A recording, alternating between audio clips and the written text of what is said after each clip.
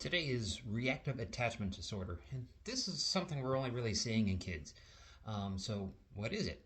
So, it's that kind of consistent pattern of inhibited, like emotional or withdrawn behavior towards like an adult caregiver, with like both of the following.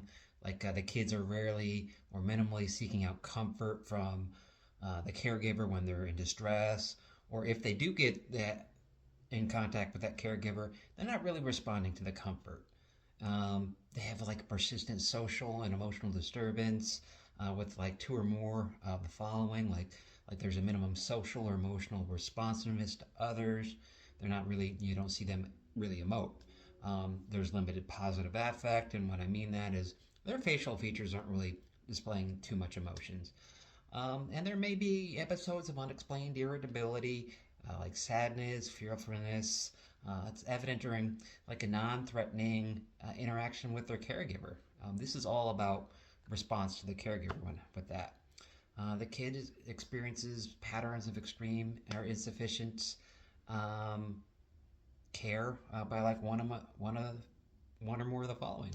So like social neglect or deprivation, like there's lack of basic emotional needs provided by the caregiver, not enough comfort, not enough stimulation, not enough affection.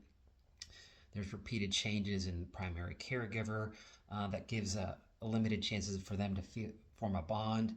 And you'd see this where a kid that goes from one foster parent to the other or one institution to another. There's also repeated changes in the primary caregiver, or the rearing or the setting where it's happening is kind of not. It's not kind of a what you think of as a typical place for a kid to grow up, like an institution, like a foster home or something like that, or an orphanage. Also, there's what there is not really. There's no autism in there. Autism hasn't been diagnosed. Um, this would happen to kind of see these symptoms before they turn 5 years old, and they have to be at least 9 years old. Can be persistent, and persistent if it's persistence more than 12 months, but there is ways to help the kid form safe and secure attachments with that. Finding a good therapist is always good to help a kid if they have these symptoms on that. And hope this helped.